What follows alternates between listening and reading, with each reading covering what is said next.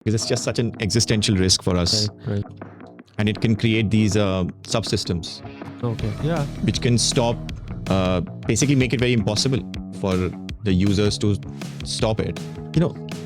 Schools will be there for what purpose? I mean, if AI is doing the job, then what would schools inculcate? That is why the universal basic income will be so important. But India has moved away from socialism. So universal basic income, when you talk about it, is basically moving back to socialism, a kind of a socialism where... let's talk about Geoffrey Hinton. I just learned about him. He was talking on AI, dangers of AI with Bernie Sanders, of all people. Yes. And, he raised some interesting points about AI.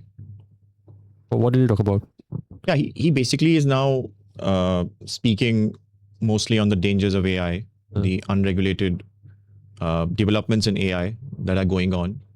And we discuss a lot about AI, and because it's just such an existential risk for us, right. Especially for a developing country like India. So that's why, it caught my attention, So he used to work in Google. He had a very high profile position. Yeah.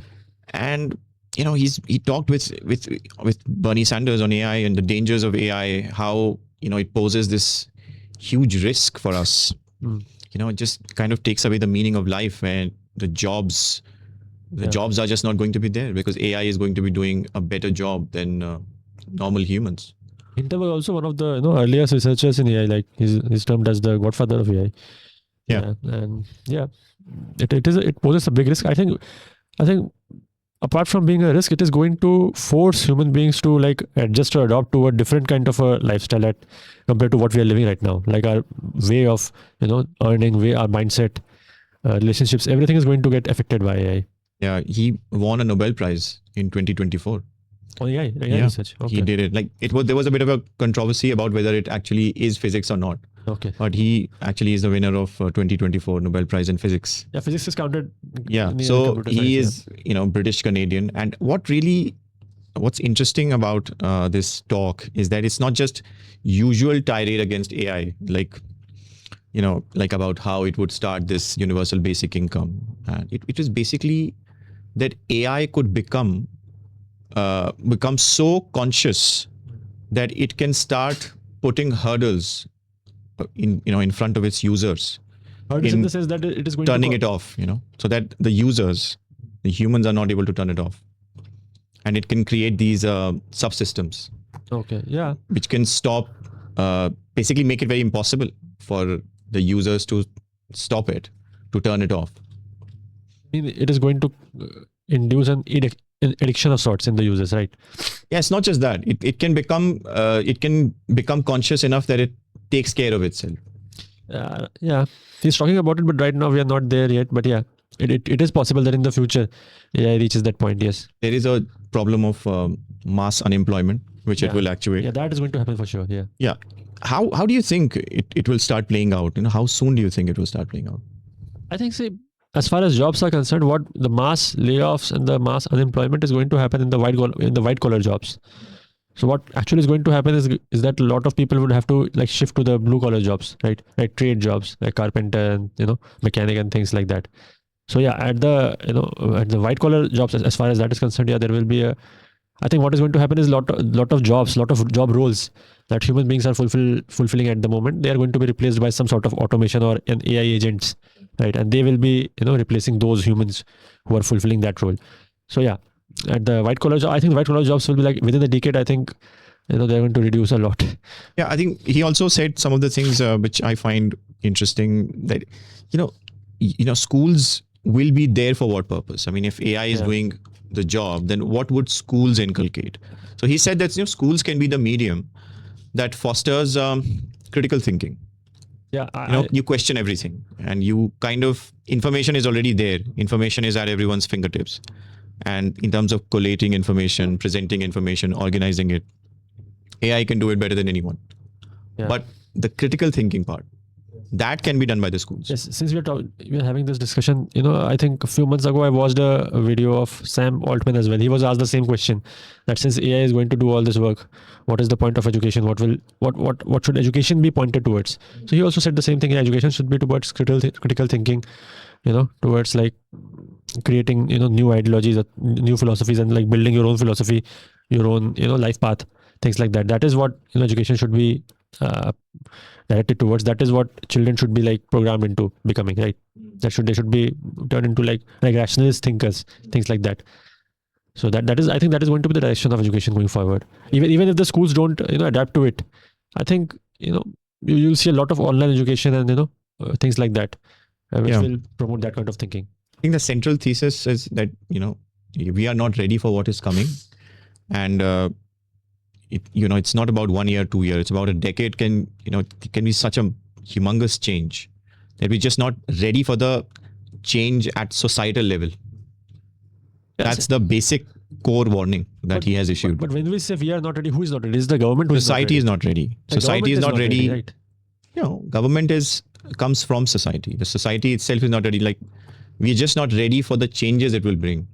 Yeah, but if you look around, like we can see that in the last 10 years, from what I have, what I know, even in India and even in the United States, I don't know about Europe, but there's so many people who have like moved into like content creation and online, streaming and video creation, things like that, and they're already, I'd say, masses are from the last 10 years. A certain percentage of masses are already moving away from traditional like education and then college and then job, that's kind of structure. I'm not saying they're moving into white collar, blue collar jobs. I'm saying a new kind of like earning model is already getting created on the sidelines. It is not there in the forefront right now, but it is already there, and it is going to like.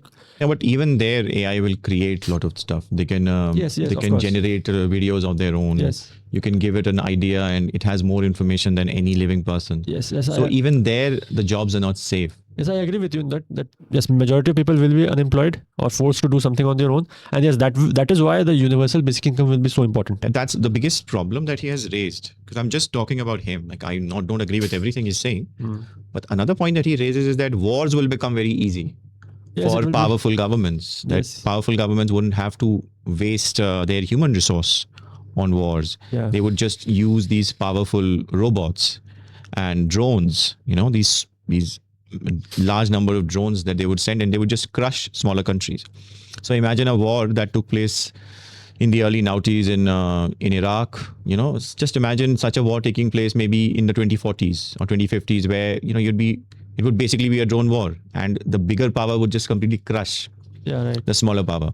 So this is one point that I think is I think it cannot be controverted. Yeah. And the other point is, I think, that same old point, that what would it mean to be a human when you cannot, express yourself, and there's already an entity that's already doing a better job than you in every respect. I mean, that's a question worth asking. Right. I mean, it's still a developing problem, so we cannot really say what's going to happen. Do you think it might also lead to a counter movement for which creates that's what like a demand its for problem, human that products? completely scaling back. I mean, this is what Elon Musk has said, that we should scale back the development because we are not ready for it. Everyone's saying this. Like, we are not ready for it. The society is not ready for it. And just, suddenly, all of a sudden, these changes, what they say, the cliche that, there are years where nothing happens. And, and in few days, decades may happen. So that's what it really will be. That's how we will feel the impact. All of a sudden, these jobs will become scarce. Yes. And the meaning that it gives to life, the jobs, I mean, it's not about money. Because maybe they'll somehow find a way to give universal basic income. They would find a way. But what about the meaning in life? And it also, because if a purpose that every human needs. That keeps the That is the question that I think he's raising, and it's worth pondering over, because he's not coming from a place of ignorance. I mean, you're talking about a Godfather of AI, as you said. Yeah. So when he's raising this problem, when he's raising these flags, I think it's worth looking into. And the problem is, a majority of us are sleeping over it. We're just not looking into it. Like, our existing structure is not listening, is completely sleeping over it. Politicians are sleeping over it. Like, nobody really talks about it. Like, everybody promises in our elections, during our elections, everybody promises 1 crore jobs, 2 crore jobs. Yeah. But nobody really cares to explain how these jobs are going to be created, especially in the teeth of, this massive AI development taking place. Do you think it's I feel like, even like if you compare to America, there's still some sort of like questioning from the public towards the government and towards the businessmen, towards like the big organizations. But I think in India, people are still very like ignorant. Yeah, you say it all the time that, public don't public questions just at all. does Like, not there's no speak enough. questioning That's true. against authority That's at true. all. But I don't know how to explain that because I don't have really an answer. So I mean, the fact is that this is what I keep saying, like that we are just not ready. We are concerned with our daily, Like- smaller problems. Like But in context of India, what do you think like it's going to happen? What like India is not going to be shielded from yeah, of this. course, but like you know. like I think AI is going to affect every country like as per their own context. Like the effect that will happen in America. No, may but not America be- is still much more prepared to deal yeah, with it's it. still much prepared. China would be much China more is prepared. much more prepared. So what do you think will happen in India? India, universal basic income will definitely be needed And much that sooner means- than. But we already have a very like small tax base, right? Like income tax base. Like of course everybody pays GST, but the big tax companies, and we are not a very like industrialized country with a lot of corporate taxation. So how do you think? I don't know because India, even though is a socialist country by its constitution, but India has moved away from socialism. So universal basic income, when you talk about it, is basically moving back to socialism, a kind of a socialism right. where there will be corporations, they will be practicing, there will be a certain level of capitalism. But I think the mid companies, the smaller companies, small cap companies, they I think could disappear. Because the bigger companies will be there because they're just too big and they are so well entrenched. Yeah. Like I don't see in the age of AI Reliance going bust or Adani going bust because Adani is in infrastructure space and Reliance has just its paws on everything. Right. So it's very difficult to imagine a world where Reliance and Adani and all these big boys are not there. But the problem is that would there be smaller companies? Yeah, smaller businesses. Small will go cap bust. companies which employ the most number of people. Right. Like the threat from the bigger companies is that you have small mom and pop stores, these kirana shops. There's already a threat there. There was already such a pushback against FDI in retail. So you just have to wonder that majority of our workers are employed in that smaller companies, in which we call sometimes an unorganized sector. What would happen to them? They would be the recipients of this UBI. So this article caught my attention just because, we keep thinking about this is what our discussion really is about, how India becomes a bigger economy or how big it becomes a stronger economy. Something from what you were saying about UBI in India. I had a question like, do you think these schemes like these Ladli Behna and these kind of schemes, these schemes can like further go into UBI itself? I do feel that way. They are a precursor of sorts. Slowly the amount will go up to 5,000, 10,000, 15,000, things like that. It would just basically become universally applied. Right now we don't have the luxury of giving it to everyone. Yes. But there will come a time when I think everyone would be covered. Slowly it would start with unemployed male.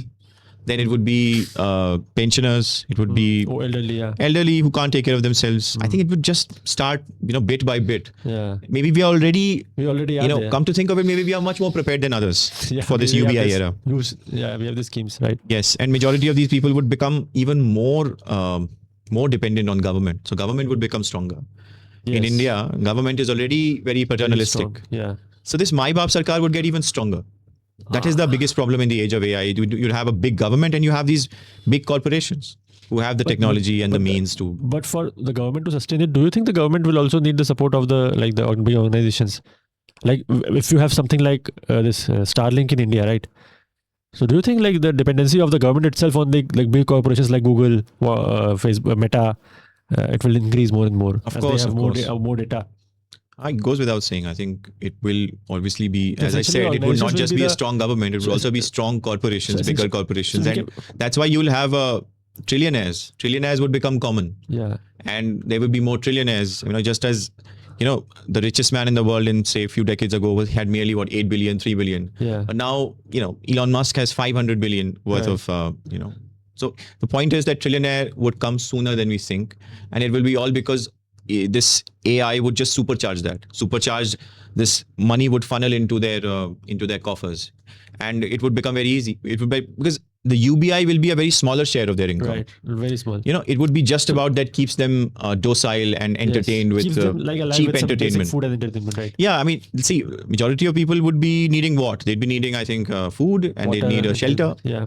So I think it will be a very small share.